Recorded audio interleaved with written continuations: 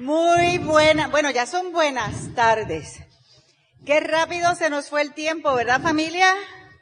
Sí, ya estamos casi en el cierre de la convención y apenas parece que comenzamos. Así es que, pues, ahora nos corresponde compartir con ustedes un poquito de nuestra historia. Cuando llegó esta parte allá en Resistencia, Mario preguntó, ¿qué década? Porque imagínense, son 40 años, pero no todo ese tiempo estuvimos activos. Mario nació y fue criado en Puerto Rico, cursa estudios universitarios allá y cuando termina su licenciatura ingresa al ejército de los Estados Unidos. En aquellos tiempos, pues había servicio compulsorio. Entonces, en la universidad ofrecían un programa que entrabas al ejército como oficial. Así es que él aprovechó, entró al ejército de los Estados Unidos como teniente y ahí pues fue progresando, ¿no? Creciendo. Yo soy nacida en Panamá de padre puertorriqueño. Mi papá también estuvo en el ejército de Estados Unidos y estaba asignado a una base militar en la zona del Canal de Panamá. Y allá nacimos mi hermano y yo. Pues bien, rapidito, Mario va a dar su historia. Yo lo que les voy a comentar un poquito es cómo empecé yo, porque eso puede que ayude a alguien. Yo estudié en la Universidad de Puerto Rico, soy licenciada en idiomas. Empiezo a trabajar allá con el gobierno federal de Estados Unidos en lo que llaman allá, pues, el Departamento de Seguro Social, ayudando a esas personas que están por pensionarse, ya sea por edad, jubilación por edad, o pensionarse por incapacidad. Y fue un trabajito lo más interesante, etcétera. Pero ya en el primer año de yo estar trabajando en esa oficina, yo entré en una depresión. Porque yo me di cuenta que a mí no me gustaba estar encerrada en una oficina. Yo soy hija de militar, nací en Panamá, me crié viviendo en distintos países, tuve la bendición de vivir en Francia 3 años cuando era pequeña, mis papás les gustaba viajar y pues ya yo sabía que había un mundo precioso allá afuera. Y me encuentro en esa oficina, ustedes saben lo feas que son las oficinas de gobierno, ¿no? Entonces yo miraba esa oficina, no tenía ni ventanas, quedaba en un centro comercial y pues habían unas puertas de vidrio a la entrada y por ahí era donde único entraba la luz del día. Y yo miraba alrededor y decía, yo no puedo pasar el resto de mi vida aquí. Tiene que haber algo más porque yo me muero si yo tengo que pasar en el resto de mi vida sentado en un escritorio. Ahora que entiendo de personalidades y todo eso, entiendo también que es que yo no soy persona para estar detrás de un escritorio ni detrás de un monitor. Yo sí tengo que hacer algún trabajo en la PC o en la laptop, no aguanto más de 2 horas. Yo me tengo que parar, yo tengo que caminar, yo tengo que estar en movimiento. Entonces eso a mí no era lo que yo esperaba.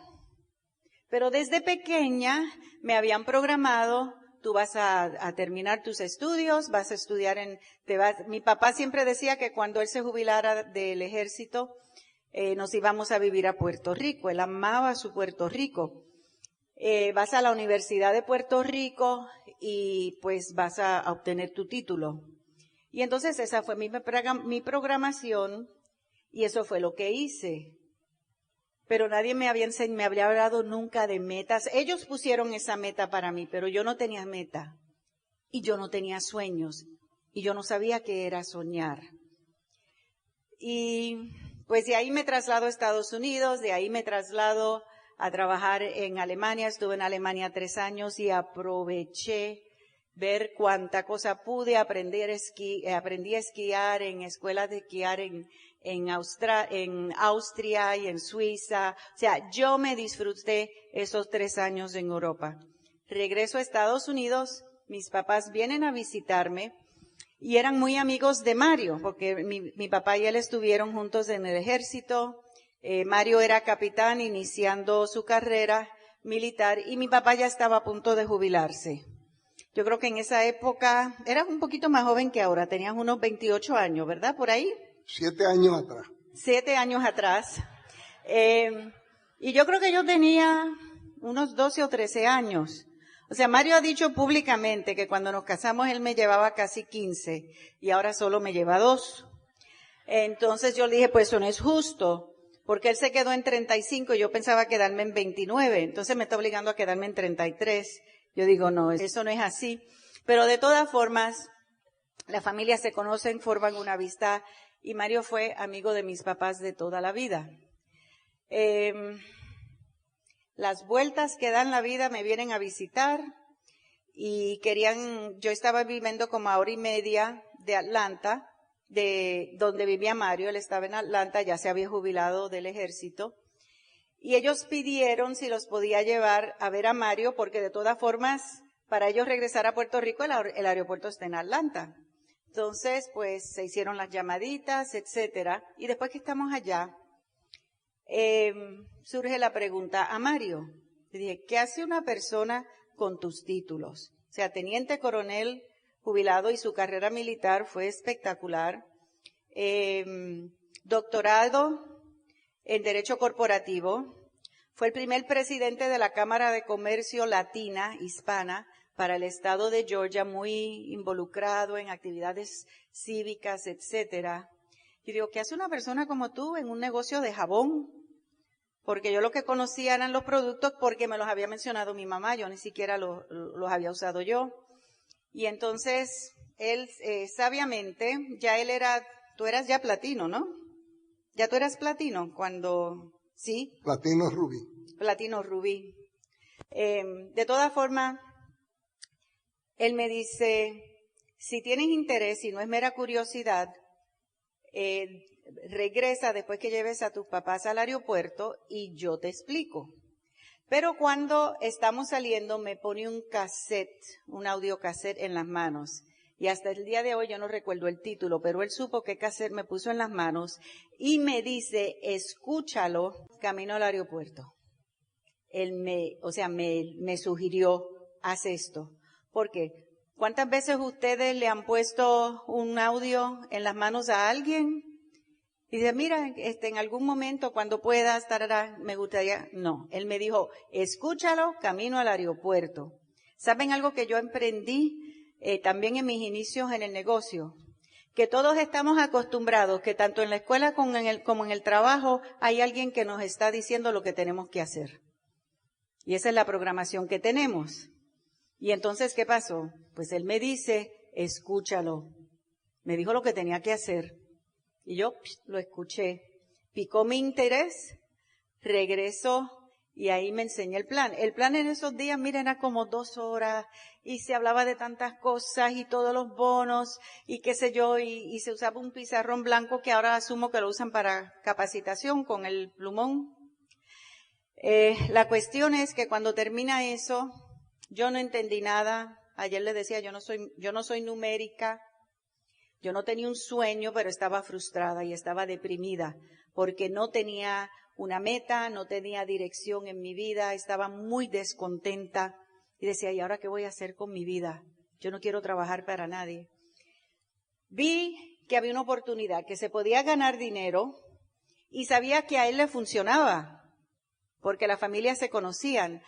La inversión era muy poca y me dijo que había un programa de capacitación. Tuve la dicha que cuando yo entré al negocio ya existía y que me enseñaban lo que tenía que hacer.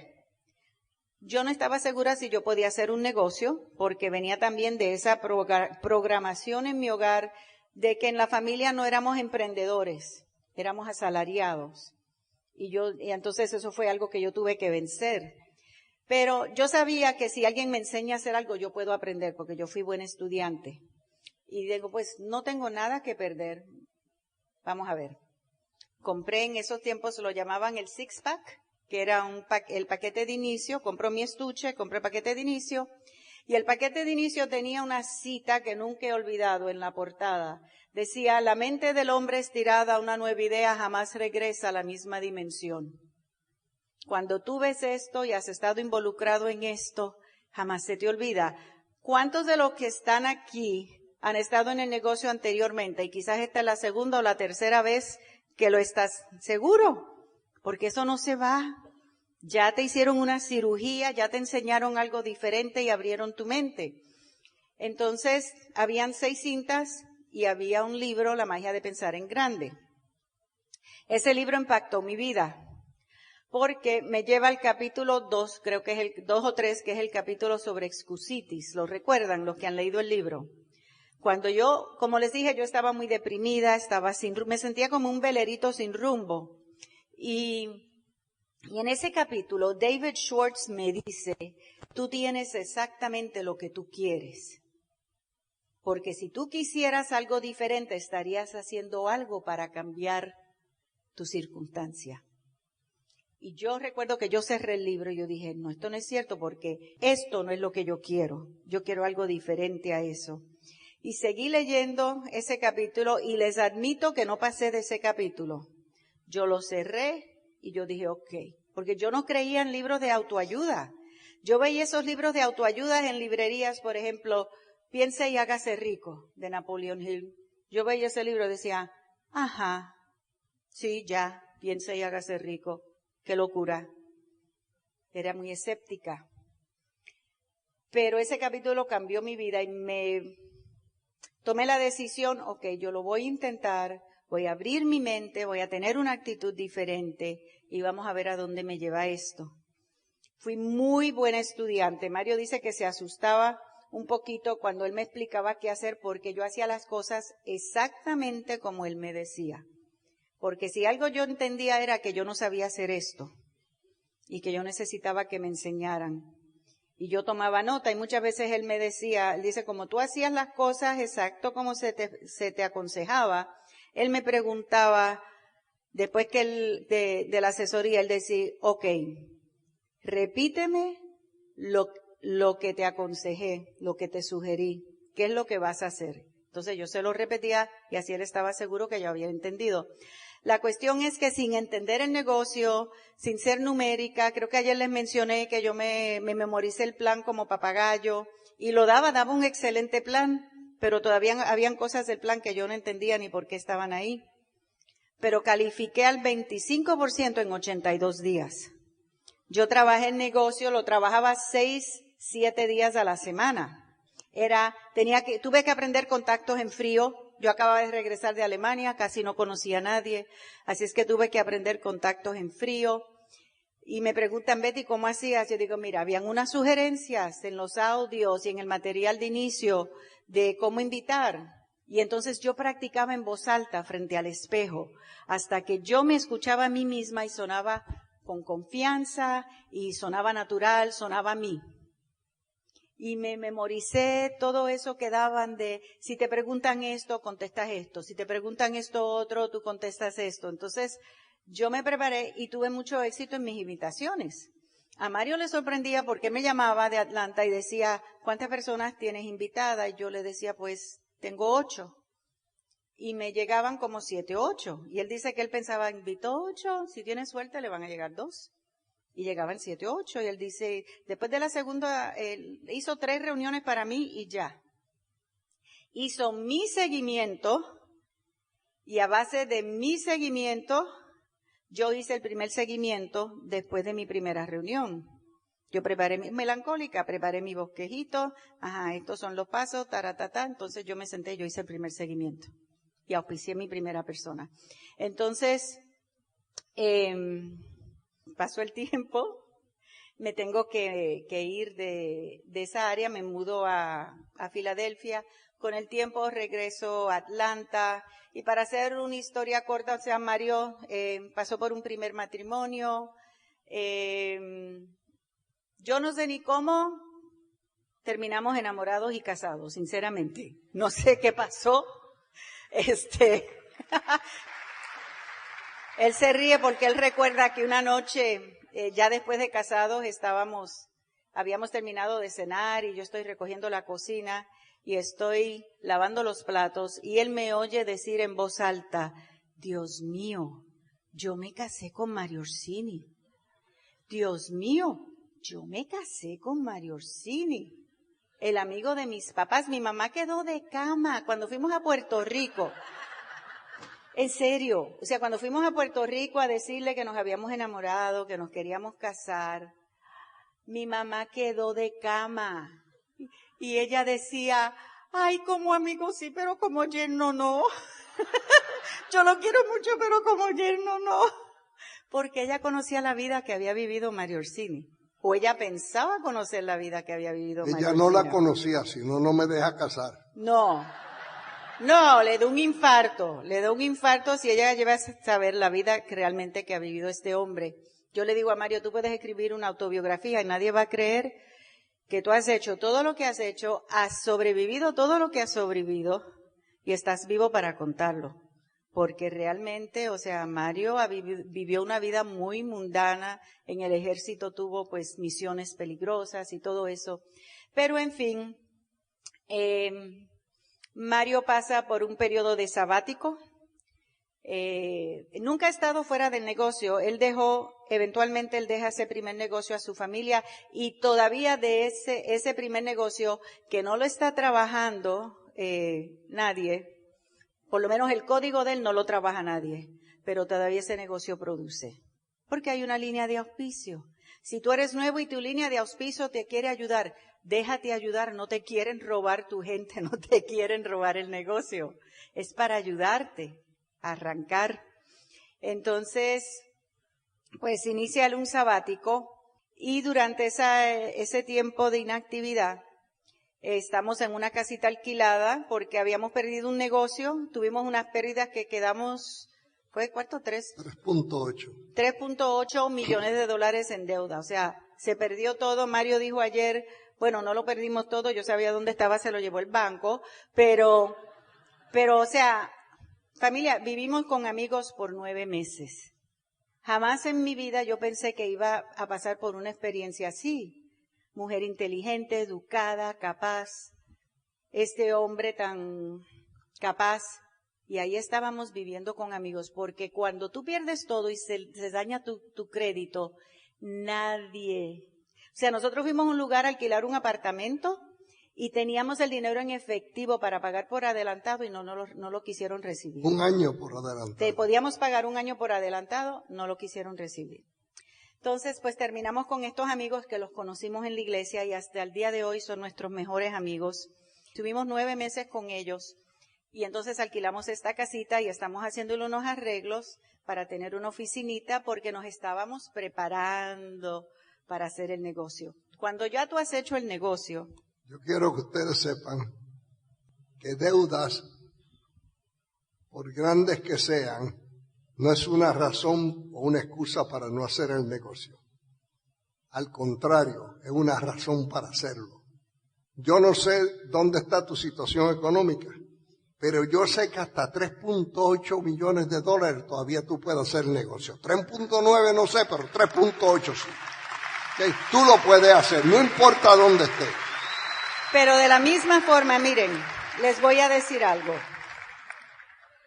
Si tú tienes un empleo, tú tienes un ingreso y no estás en una deuda así, o sea, es más fácil hacer el negocio antes de que estés en una situación desesperada, porque entonces tienes ese estrés económico que te ahoga, ¿ok? Pues nosotros sabíamos lo que requería levantar este negocio. O sea, cuando uno entra, has estado anteriormente, ya tú sabes el esfuerzo, ya tú sabes que va a haber rechazo, que se van a burlar de ti, etcétera, etcétera, etcétera. O sea, cuando nosotros entramos de nuevo, no entramos con gringolas no entramos con gringolas, o sea, sabíamos.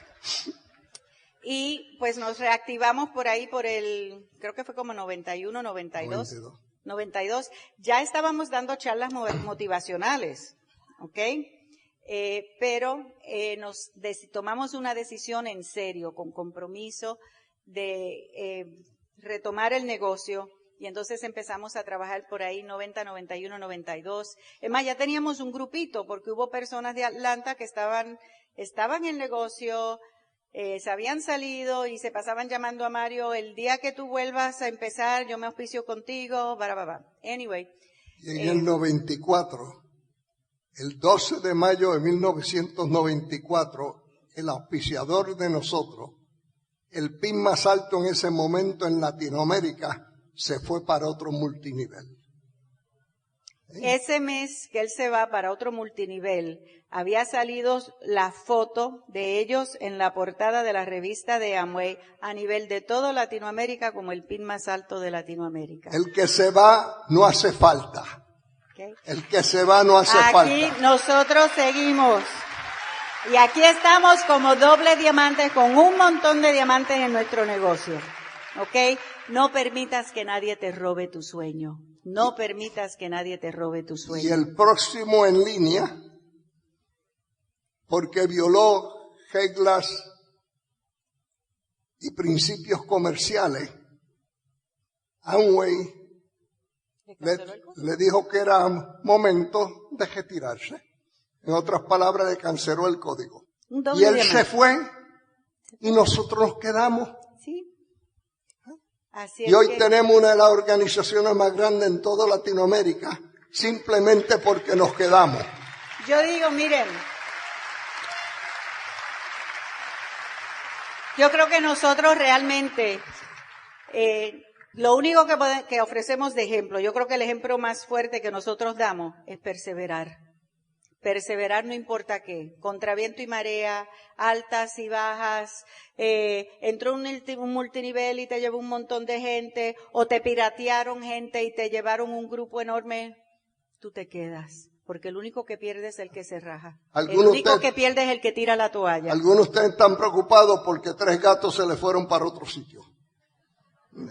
A mí me llevaron 4,000 personas en cuestión de el grupo que tenía en Puerto Rico, en cuestión de 5 meses. Perdimos como 4,000 personas en un grupo. Y aquí estamos, y ya ellos no están. Así es que, ¿qué importa? Ni los que se los llevaron, ni los que se fueron están. ¿Ok? ¿Entiendes? ¿Ok? Por años han venido un montón de multiniveles a decirme, esto es como Amway, pero mejor. Y yo siempre les digo, yo estoy bien. Yo no me voy a estar perdiendo tiempo. Y dice, no, pero puede empezar en el primer piso, hacer un negocio desde el primer piso. ¿Quién demonio quiere estar en el primer piso cuando ya está en el penthouse? El mejor de los multiniveles. ¿Ok? Y tú estás en el penthouse porque tú estás en Amway. Sí. Antes, tú tienes el clicker. Antes de pasar a las fotos, vamos a hacer fotos rapidito y entonces Mario va a dar su historia. No sabemos qué es. Les comenté que les iba a decir cómo eran las cosas cuando yo empecé en el negocio. Cuando yo empecé en el negocio, toda tu línea frontal ponía su orden contigo. Yo tenía una noche, 2 horas, y en esas 2 horas tus frontales te llamaban y ponían la orden para su línea. Y entonces tú estabas ahí en el teléfono, con un cuaderno y un plumón, y tú, fulano, José, tal y tal cosa. José, tal y tal cosa. Tenía que enviar la orden por correo. No podía por fax, no había call center, mucho menos internet. Eso era, ellos me enviaban unos sobres que decían qué día yo tenía que enviar esa orden. Entonces, mis frontales me llamaban, yo tenía que resumir todas esas órdenes, 5 LOC, 8 SA8, tantos Glister, tanto eso, tanto lo otro, y ¿sabes qué? No se podía comprar por unidades. Así es que si me pedían 8 LOC, yo tenía que comprar la caja de 12. Me llegaba la orden, y cuando llegaba la orden, yo tenía que abrir todas esas cajas, separar las órdenes de cada línea, y ellos tenían viernes en la noche, entre tal hora y tal hora, venir a recoger. Si no llegaban en ese tiempo, no recogían su orden, y tenían que hacer otros arreglos. Venían con su orden preparado y su cheque para pagarme a mí la orden, porque yo había enviado un cheque, posiblemente sin fondo, a Amway. Y los de ellos también sin fondos. Por eso lo hacíamos viernes para que el lunes pudieran depositar y el cheque fuera bueno. Tenían el fin de semana ellos para hacer sus entregas. Todo el mundo depositaba su cheque. Y cuando Amway depositaba mi cheque, ya estaba cubierto. Y no perdonaban. O sea, tú le rebotabas un cheque, tenías tu primer aviso. Al segundo cheque te ponían en efectivo y ya. Entonces, se les entregaba también el producto y se les entregaban ahí su sistema. ¿Cuál era el beneficio de eso? Como yo tenía que tener un inventario, era fácil yo ver que yo tengo un negocio. Esta es mi tiendita. Yo tenía una tiendita de productos Amway. ¿Ok? Y cuando venían a recoger, miraban los productos. ¡Ay! ¿Y este qué hace? ¿Y para qué es este? Y ahí yo promovía más productos y movía más volumen. Veía quién estaba capacitándose y quién no, porque veía quién estaba recogiendo cintas, etcétera. O sea, tenía sus ventajas. Cuando llegaba el bono, a mí me llegaba el bono de todo el grupo, no era solamente la parte mía. Con un paquete de facturas así, porque teníamos un catálogo y se habían ordenado Amway de ese catálogo, me enviaban la factura y entonces las instrucciones eran: cuando a ti te llegue ese bono, tú sueltas lo que estás haciendo porque en cuestión de 48 horas tú tienes que haberle pagado a todos tus frontales. Y antes de fin de mes tiene que estar pago toda tu organización. Entonces era a dividir y organizar todas esas facturas de acuerdo a las distintas líneas de auspicio y entonces a mano en una hoja que Amway tenía, fulano de tal fecha, orden tal y tal, tanto punto, tanto bebé. ¿Se imaginan? Uno por uno, a veces eran 3 y 4 páginas en las patas que estaban creciendo mucho. Y entonces todavía me dicen a mí, si yo hubiera entrado cuando tú entraste, ¿sabe Dios dónde estaría? No, hombre, no. En tu casa te hubiera rajado. Pero evolucionamos y ahora por lo menos esa parte es tan fácil. Las mujeres nos podemos dedicar más a hacer crecer el negocio porque en ese tiempo las mujeres manejábamos mucho la parte administrativa. Cuando nos casamos. Eso fue cuando cometimos matrimonio, nos casamos. ¿Se acuerdan que ayer les hablé de mi mamá? Cuando comenté que ella vivía, aún después que murió mi papá, ella hablaba de él como una mujer enamorada. Pues yo de esas casualidades, esas diosidades. Hace como 2 días mi cuñada me envía esta foto de mis papis. Y yo le dije a Mario, la quiero incluir para que vean a mi mamá y mi papá. Precisamente ayer se cumplieron 8 años que ella se fue con el Señor. Así es que, pero una memoria muy linda. Veníamos de un hogar muy feliz. No teníamos mucho. Mi papá no tenía mucho rango, pero era un hogar feliz y mi mamá era una mujer de principios y de fe y pues sembraron mucho en mi hermano y en mí. Estos son los 2 hijos y la hija de Mario. Los 2 hijos son los que están a los extremos, izquierda y derecha.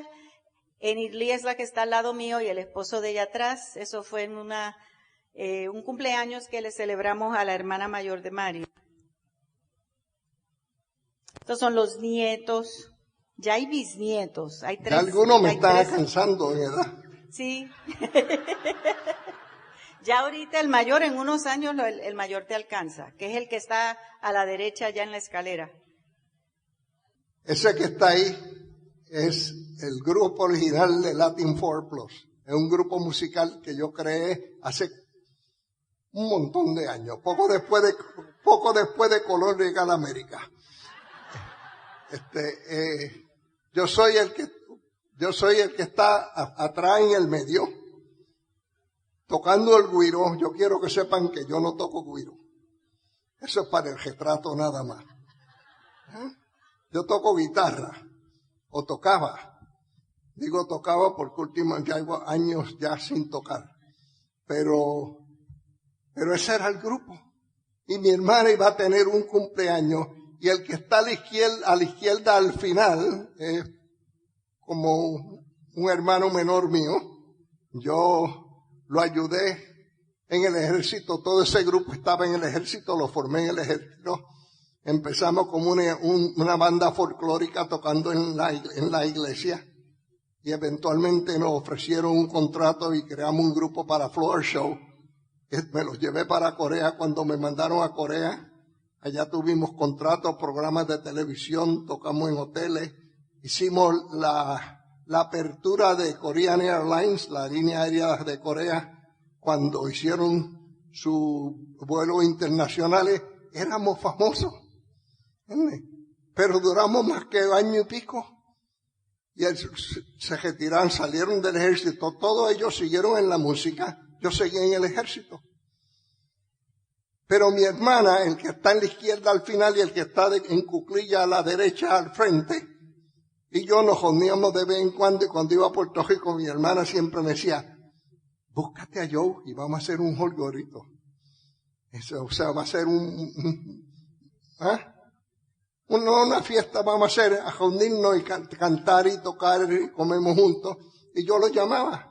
Para su cumpleaños, que Betty, mi hermana más pequeña, y yo decidimos celebrar su cumpleaños en un hotel a todo vapor. Ella me dijo, ¿tú puedes reunirte con Joe y Pablo? Y me tocan unos numeritos allí. Yo le dije, seguro. ¿Sabe lo que yo hice? Agarré el teléfono y empecé a buscar los músicos donde estuvieran regados. Gracias a este negocio tenía la capacidad de poderlos mover. Los invité, como no estaba seguro si todos iban a poder venir, busqué unos cuantos músicos más, porque para que el grupo sonara como era antes. Practicamos, le mandé la música y los papeles y todo, y practicamos por Skype. O sea, yo lo oía a ellos, a dos en un sitio, y organizamos partes. Y el día antes del celebramos el cumpleaños, el viernes, llegaron los últimos dos músicos a Puerto Rico, porque los volé a todos a Puerto Rico. Los llevé a un sitio y ahí compramos uniformes nuevos, porque los otros ya no nos quedaban muy bien. Y entonces nos presentan y dicen, con ustedes después de 40 años de su primera participación, 250 libras más de peso y 38 libras menos de pelo. Les presento a los Latin Four Plus. Pero como yo no estaba seguro si lo iba a poder encontrar y llevar a todos, organicé el grupo y acabamos con 8. Y ahí están los 8 con los uniformes nuevos. Y esa que está en el medio es mi hermana celebrando sus 85 años de edad. Son los gustos que nos podemos dar si hacemos las cosas bien. Eso somos nosotros con Richie DeVos. Eso fue un viaje de liderazgo en Cancún y trajeron de sorpresa a Rich y los diamantes logramos pasar un ratito con él. ¿Sigue? Estamos ahí en Hawái. Hawái, un club de diamantes. El primer mentor de Mario, Dan Williams. Cuando fuimos al primer club de diamante, Mario iba muy emocionado porque hacía muchos años que no veía a Dan.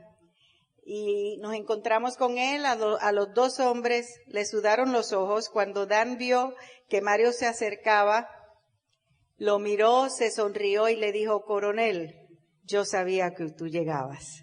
Y ahí se abrazaron, le sudaron los ojos, le echa el brazo a Mario, hablaron un poquito, le echa el brazo a Mario y le dice, este era un coronel embajador.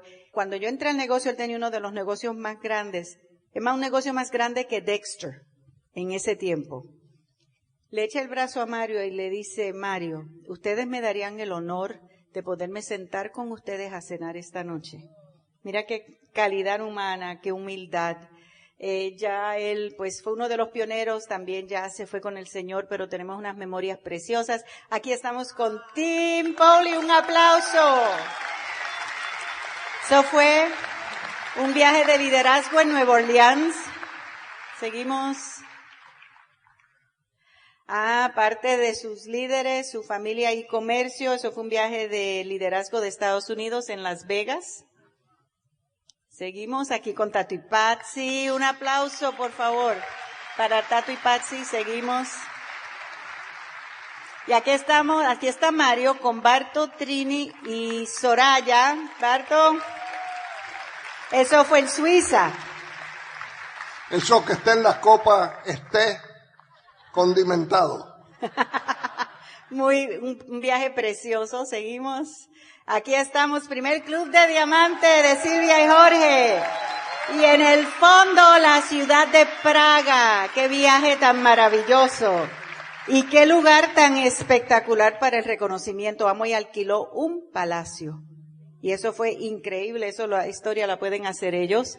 Y aquí está la cena de reconocimiento cuando Marco, no sé dónde estás, cuando calificó diamante. Eso fue en Córdoba, creo que fue, ¿no? La convención de Córdoba, y tuvimos el honor de poder estar en Grecia. Esto fue uno de los viajes de Amway, o esto fue cuando fuimos aparte. Fuimos nosotros. Ok. El primer viaje de Mario a París, ya yo había estado en París unas cuantas veces, pero cuando estábamos preparando el itinerario después de ese viaje de Grecia, yo le dije, Mario, el vuelo conecta en París y nosotros no tenemos prisa en llegar a casa, porque no nos quedamos unos días en París, porque el día que viajábamos era el día de nuestro aniversario. Así es que así lo planeé, desayunamos en Atenas, Grecia, y entonces tuvimos una cena, chicas, súper romántica, en un restaurante gourmet, una ventana enorme y al fondo la Torre Eiffel con todas sus lucecitas de noche. Eso fue, así es que, vamos para Diamante, que tú te lo mereces. Y uno de mis viajes favoritos, Club de Diamante Ejecutivo en Abu Dhabi. De Abu Dhabi entonces pasamos a Dubái, que allá fue Club de Diamantes. Este fue Alemania, ese es el Castillo Neuschwanstein, eso fue después de Suiza. Seguimos en China, Beijing. Cuando llegamos a la cena de diamantes tenían ropa típica y entonces todos escogimos cómo nos queríamos vestir y nos tomaron nuestro retrato. Pero también cuando llegamos nos dijeron, abajo hay unos sastres, les regalamos una chaqueta o un vestido, las damas escogían si decían un vestido o una chaqueta, los caballeros una chaqueta, $250 cada una. Llegamos, habían rollos y rollos y rollos y rollos de sedas y distintos modelos y tú escogías el modelo que querías, la tela que tú querías y entonces al otro día llegaron con las chaquetas y los vestidos hechos a la medida. Una belleza, regalo de Amway. ¿Vamos? Esto fue este último viaje, eso es en Dinamarca. La llegada a San Petersburgo en el hotel y la próxima creo que es con Hugo y Pili, Miguel y Soraya Silva frente a la Catedral de la Resurrección, que es de la sangre derramada. En mis viajes hay unos poquitos lugares que yo he visto que me dejan sin aliento. En Florencia, cuando vi el David de Miguel Ángel, que es espectacular. Esta catedral, increíble ver eso. Y San Petersburgo es uno de esos sitios que yo quiero regresar porque es una ciudad tan histórica, ¿verdad? Preciosa, preciosa, preciosa. A principios de junio, nuestros diamantes convocaron, era un evento especial, decidieron llamarlo Go Diamond, porque vinieron varios diamantes, como 8 del grupo nuestro, y nos convocamos en El Salvador. Era para un Go Diamond. El secreto era que realmente era para conmemorar los 40 años de Mario en Amway, que fue en octubre. Y ellos sentían 40 años, no, eso no pasa todos los días. Y que todavía estén aquí en el negocio. Y tenemos que hacer algo para Mario, Betty, ayúdanos, etcétera. Así es que este señor es bien difícil de sorprender. Pero con todo y eso logramos unas cuantas sorpresitas. Yo le escribí a sus hijos y Enidli y Marco, el hijo menor, los dos me enviaron un videíto y sorprendieron a su papá con estos videitos que se los pasamos en el evento. Y si este señor se nos emociona como se nos emociona en Resistencia, pues le dan un minutito y seguimos. Pero de todas formas, familia, miren, hemos vivido unos momentos espectaculares en el negocio. Esa medalla que está ahí, ¿por qué tú no cuentas esto? Eso yo entré en el negocio en el 1976. Amway estaba en 560 millones aproximadamente de dólares en volumen global. Y en el 79, 20 años de existencia, llegaron al primer billón. A los que éramos miembros activos, participantes en el negocio, y teníamos un nivel ya en el negocio, Amway nos mandó una medalla que decía primer billón. O sea, que gracias a que yo estaba en el negocio, Amway llegó al primer billón.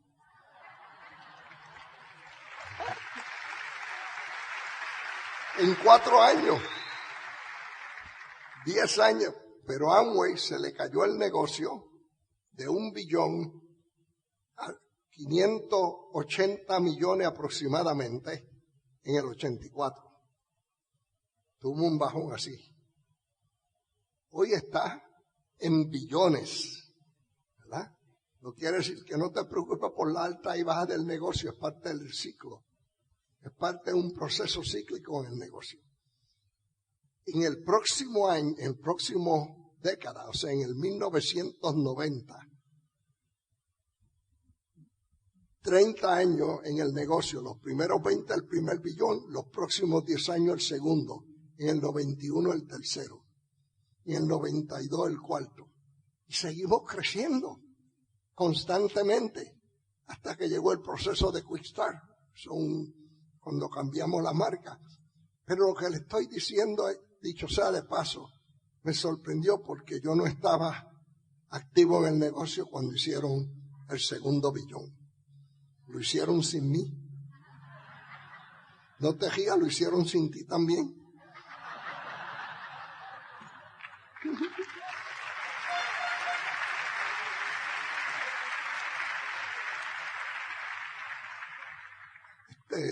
El negocio no siempre fue así. Hoy ustedes me ven a mí aquí en tarima y a Betty y dicen, wow, qué carrera la de ellos. Sí, una vez es espantosa y otras veces bonita, pero no empezó todo así. Yo, como muchos de ustedes, cuando entré a este negocio, yo sabía que yo sabía. Es más, yo sabía más de lo que estaban, porque estaban un montón de viejos que no sabían ni lo que estaban haciendo. Y yo era coronel del ejército de los Estados Unidos, estratega y asesor de negocios. Yo sabía que yo sabía. A mí me auspician porque me quieren hacer cliente. Hasta el día de hoy nadie me ha invitado a hacer el negocio. Yo no soy un buen candidato. En mis primeros 10 años, en los primeros 3 años yo maté mi línea de auspicio ascendente completa hasta el primer Esmeralda, que no lo conocía, si no lo mato también. Y en ese proceso que yo sé, auspicié en el primer año auspicié 75 prefrontales. Y ustedes están diciendo, wow, qué campeón, qué campeón, qué animal. ¿Quién trabaja con 75 personas a la misma vez? Nadie. Pero como yo sabía, pues hice lo que yo creía.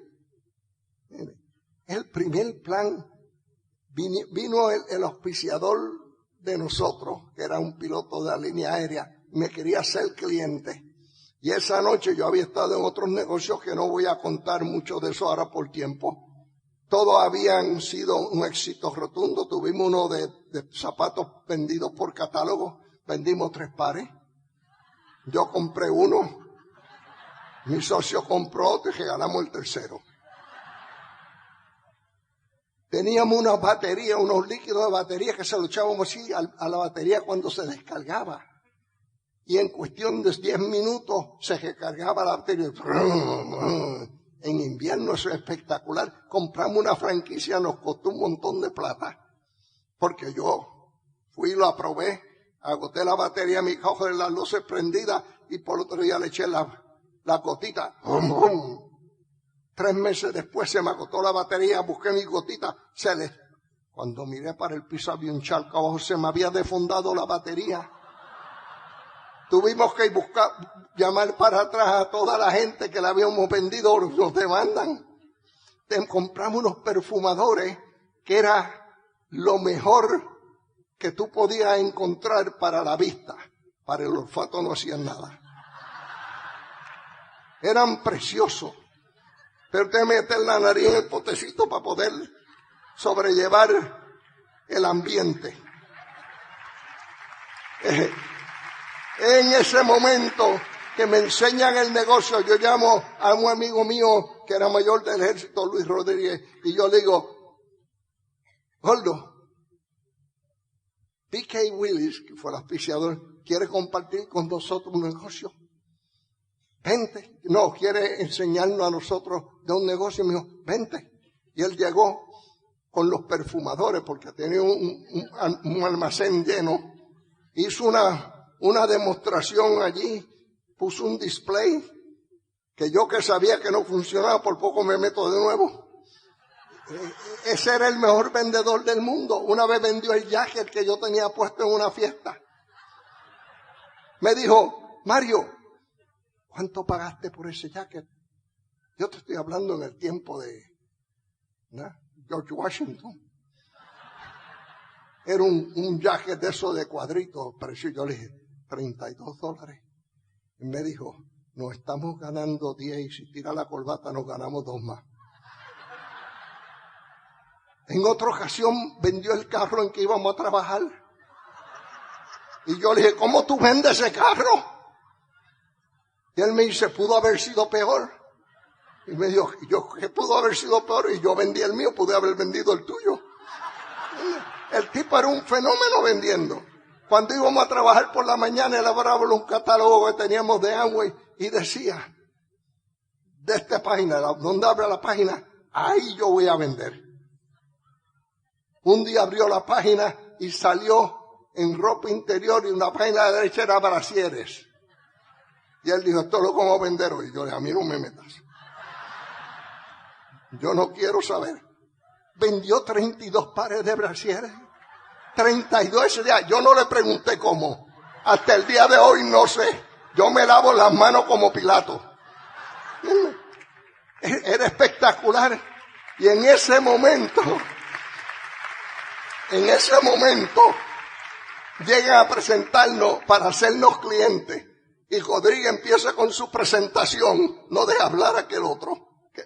Ya yo sé que quiero entrar al negocio, yo estaba buscando. Y está allí. Y yo le digo, Rodríguez, vamos a entrar en esto, así que tranquilo. Y me dice, no digas que sí hasta que yo no le venda algo. ¿Tú me puedes creer que le vendió 3 docenas de los perfumadores inodóricos? 3 docenas. El kit nos salió gratis y nos debía $150 el auspiciador. Y entonces yo le digo ese día, ¿qué tengo que hacer para empezar? Le digo al auspiciador, yo no me voy a auspiciar de cliente, a auspiciar como empresario. Me dice, no te puedo auspiciar. Yo dije, ¿por qué no? Me dijo, porque tengo que tener un kit y el kit no llega hasta el jueves. Por lo que explicó Betty, que uno ponía la orden y llegaba 2 semanas después. Y yo, no, ese es el problema tuyo. Nosotros empezamos hoy. Rodríguez, mañana tenemos la primera reunión. Yo le dije, yo era un pensador en grande. Yo le dije, tú invita a uno y yo a otro. Y invitamos cada uno a uno. Al otro día nos preparó y yo le dije, no podemos estar en uniforme. Vamos a usar saco y corbata. Entonces, estábamos preparados. A las 5 de la tarde citamos a los 2 invitados. Cajos pasaban y se paraban y nosotros mirábamos, tomamos turno a ver quién miraba por la ventana, así a ver si era para aquí. No llegaban. Nadie. En uno de los que tocó a Rodríguez así mirar por la ventana, llegó un cajo, se estacionó al frente de la casa y él se viró como el gato que se comió el tocino. Y me mira con una sonrisa y me dice, llegó el mío. Yo sabía que el mío llegaba porque el mío trabajaba para mí. Y en el ejército tú dices, te quiero allí a las 5. Puede llegar tarde, pero llega. El mío llegó también. Pero cuando él me dijo que llegó el de él, se vira y me dice, tenemos que rezar. Y yo digo, ¿por qué tenemos que rezar?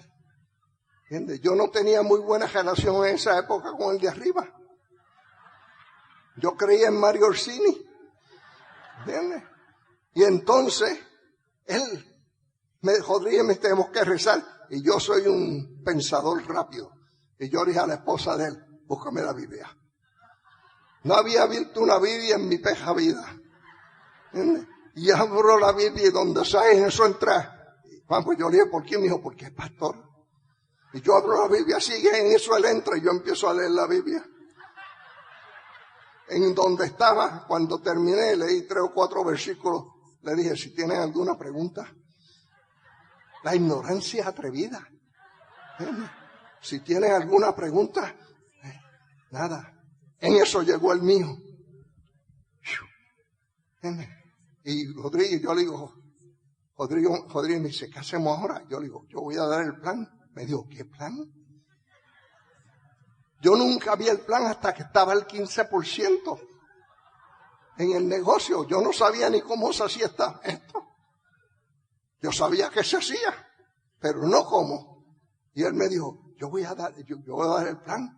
Y me dijo, ¿qué plan? Yo, tranquilízate, yo me encargo. Yo había sido el moderador para la fundación de Napoleon Hill, de su libro Piense y hágase rico.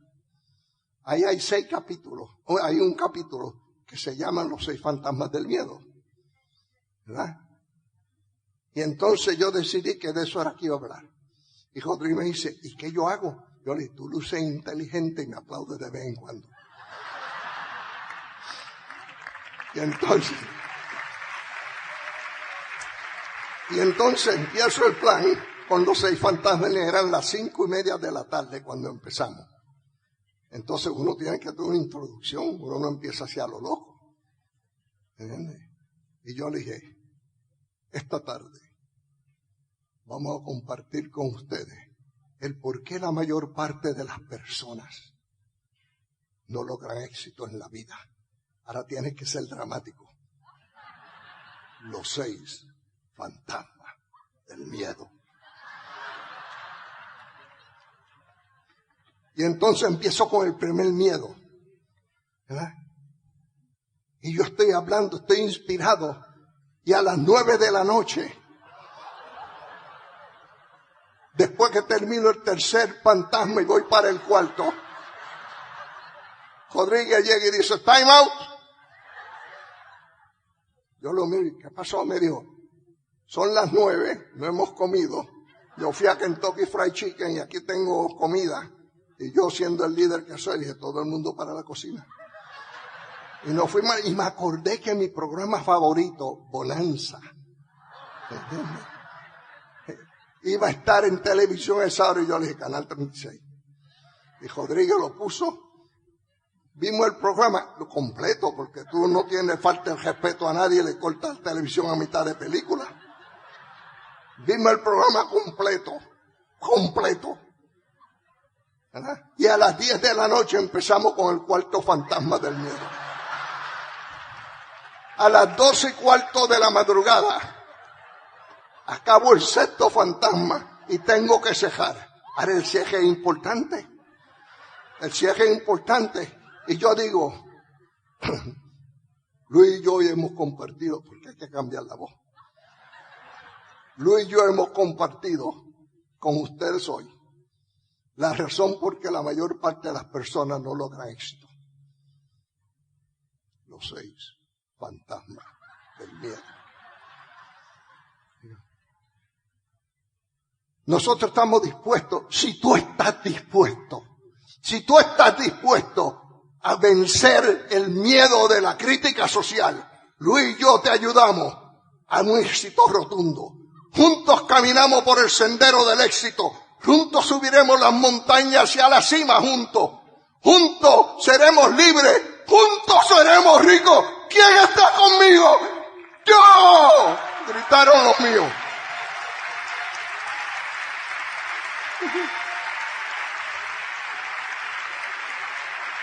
el que yo invité dijo, yo gritó, es más, brincó, se paró y brincó y dijo, yo. Y yo le dije, ok. Y entonces me acordé que había un segundo, tengo que hacer un seguimiento inmediato. Y yo lo miro y le digo, yo no sabía nada de nada. Y yo le digo, padre, ¿y usted? Era un pastor de la iglesia de los adventistas del séptimo día. Y yo digo, padre, ¿y usted? Me dice, no, hijo, yo no. Pero ¿tú crees que podría dar esa charla el sábado en mi iglesia?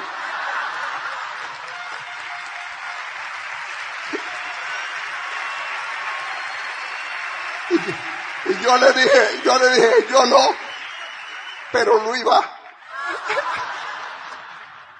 Luis estuvo los próximos 2 años con los 6 fantasmas del miedo al hombro. Unos meses después, era tan bueno ese plan que yo lo enseñaba y la gente se lo aprendía de memoria. Yo lo hacía practicar. Él decía, los 6 fantasmas del miedo. Tiene que ser los 6 fantasmas del miedo.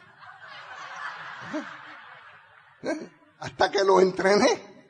Entonces fui un plan por primera vez y cuando vine con el plan de la corporación se me jajó medio grupo. Ya me aprendí ese mamotreto que me diste de memoria, ahora tengo que aprenderme esta porquería. La gente no hay quien lo complazca. Y entonces, cuando me dijeron, ¿qué tengo que hacer? Me dijo el mío, dice, tienes que auspiciarte. Pues yo me auspicio, me acordé que no tenía kit. Y yo le dije, no podemos hasta el jueves porque no nos llega hasta aquí, pero podemos hacer, yo estaba estudiando ley, haciendo un doctorado. Podemos hacer una excepción aquí. Y le dije, Luis, tráeme un papel. Me dijo, ¿qué tipo de papel? En blanco. Y Luis me trae un papel en blanco, de esos de maquinilla así. Y yo tiro 2 rayas hacia abajo. Pongo el nombre de él y de ella, de los que iban a entrar. Y le digo, firma aquí. Y él firmó enseguida. Y ella me dijo, ese papel está en blanco. Y yo le dije, yo lo sé. Pero mira, para que tú veas que esto es todo sobre el tapete, tiró otra línea y yo firmé en la otra línea. Ella me dijo, ahora sí. Entusiasmo y convicción auspicia. No tienes que saber un divino. Entusiasmo y convicción auspicia.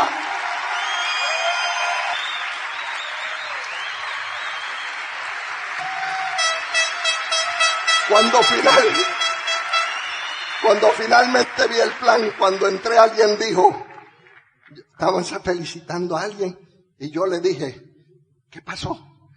Me dice, que ella rompió plata este mes.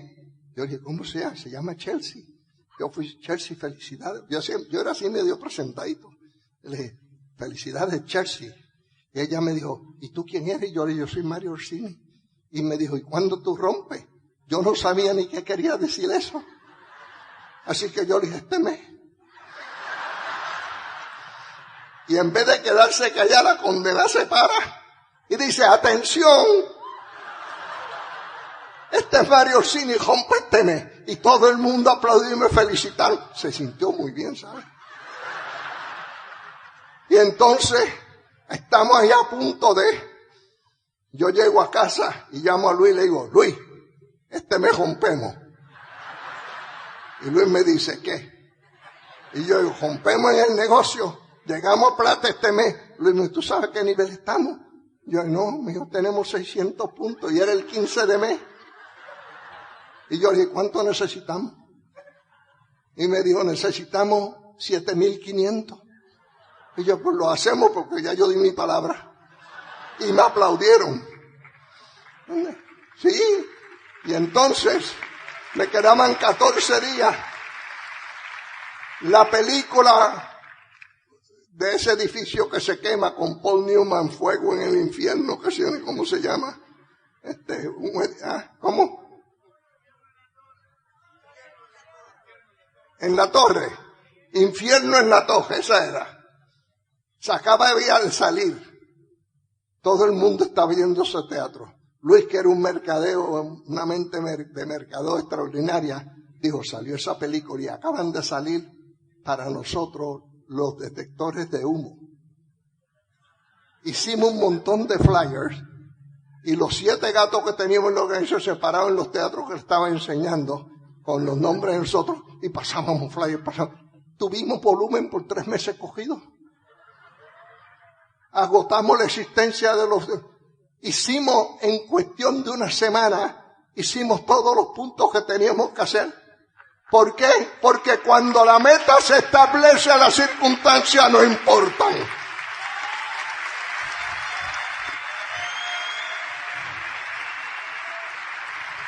Yo quiero terminar. La razón que yo le digo eso, porque si nosotros logramos llegar con tanto disparate y tanta metida de pata, ¿qué demonio nos pasa a nosotros? ¿Por qué no podemos llegar si tenemos hoy el vehículo, la herramienta, el proceso y la capacitación? Y más que nada, la oportunidad de saber que esto funciona. Y si funciona para mí, funciona para ti. Quiero terminarle con un cuentecito. Hace muchos años, en una de las montañas de Georgia, había un gatito perdido, era un gatito blanco. Y estaba perdido, y estaba caminando así por el bosque, y a lo lejos vio una luz y dijo, ¿eso será una estrella? ¿Será una estrella o será una casa? Y mientras más se acercó, la luz bajaba más. Y le dio esperanza que fuera una casa. Y finalmente miró y era una casa. Y miró por las ventanas. En Estados Unidos las casas tienen atrás para un familiar unas puertas de cristal grandes, completas, con unos muebles y así. Y él miró y vio a los niños adentro jugando y dijo, wow, si yo pudiera entrar me dan de comer. Y estoy en calor porque la temperatura está bajando. Y fue y entró a la puerta, al frente de la puerta, y arañó, y arañó, y arañó. Y se abrió la puerta. Y un hombre de unos 1,90 metros de estatura se paró y lo miró. Y el gatito, esperanzado de que iba a poder entrar por ese umbral, le hizo miau. Y el Señor sacó la bota y le dio una patada al pobre gatito. Y el gatito voló por el aire y cayó. Del susto, del mal rato, del dolor, corrió al bosque. Ah, cuántas veces tú y yo hemos corrido al bosque emocional de nuestra mente porque alguien nos maltrató en este negocio. Esa noche él se fue adolorido al bosque como tú y yo nos íbamos a nuestra casa, adolorido porque alguien nos decepcionó, se burló de nosotros, nos agredió emocionalmente y tú y yo nos fuimos al bosque de nuestro hogar a pasar la noche. El gatito no tenía el bosque, el bosque de su hogar, tenía un bosque. La temperatura bajó y sobrevivió de alguna forma y el segundo día volvió por la noche cuando vio que no encontraba dónde ir. Otra vez a la casa y miró y los niños estaban todavía jugando por las jopitas que tenían. Él sabía que adentro estaba caliente y cogió con la esperanza arañar en la puerta como tú y yo hemos corrido al próximo prospecto. Con la esperanza de poder auspiciar aunque sea uno, y él con la esperanza que la puerta se abriera y lo dejaran entrar. El mismo hombre abrió la puerta, levantó la bota y le dio otra patada. Le rompió 2 costillitas al pobre gatito. Él cayó, se arrastró como mejor pudo al bosque otra vez, como tú y yo hemos hecho muchas veces con las decisiones, cuando los amigos íntimos y los familiares nos dan la espalda. Cuando se ríen de nosotros, cuando no nos contestan el teléfono. Cuando estamos en la boca de ellos a diestra y siniestra, desacreditándonos y burlándose de nosotros. El gatito se fue. Esa noche la temperatura de algo bajó increíblemente. De alguna forma el gatito sobrevivió. Y al otro día, ya en desesperación, casi agonizante, miró por la puerta otra vez de la parte de atrás y vio a los niños que estaban cocinando en la chimenea, en el fuego de la chimenea, marshmallow y hot dogs. Y él dijo, esta es mi oportunidad. Y cogió como tú has hecho una vez más. A la tercera bala vencida. Y el gatito corrió y corrió y corrió y corrió. Y llegó al frente de la casa como mejor pudo. Levantó la patita para arañar y se acordó de la primera noche. Como tú y yo nos hemos acordado muchas veces de los malos ratos y la injusticia como hemos pasado. Y bajó la patita. Pensó otra vez y dijo, esta posiblemente sea mi última oportunidad. Y levantó la patita otra vez y se acordó de la segunda noche. Varias veces levantó la patita y siguió acordándose de los no que recibió. Perdió la esperanza, se acurrucó en una esquina, la temperatura bajó a bajo cero y esa noche el gatito falleció. Lo que el gatito no sabía era que ese hombre esta noche estaba trabajando. Y si llega a arañar una vez más, la puerta se abre y quizás lo reciben los niños, como son los niños, quizás puede entrar y el camino al éxito se abre, pero no arañó una vez más. Mi mensaje a ti es, sigue arañando, no te me rajes, sigue arañando, araña una vez más hasta que la puerta se abra, sigue arañando y quizá un día, cuando tú estés en el balcón de tu casa, sentado en el sillón, mirando el álbum de tu vida, las páginas tuyas, los retratos que hay ahí, las fotos, van a estar en colores, no en blanco y negro, en colores, porque un día tú tienes el valor, la agallas, la determinación de dar un arañazo más.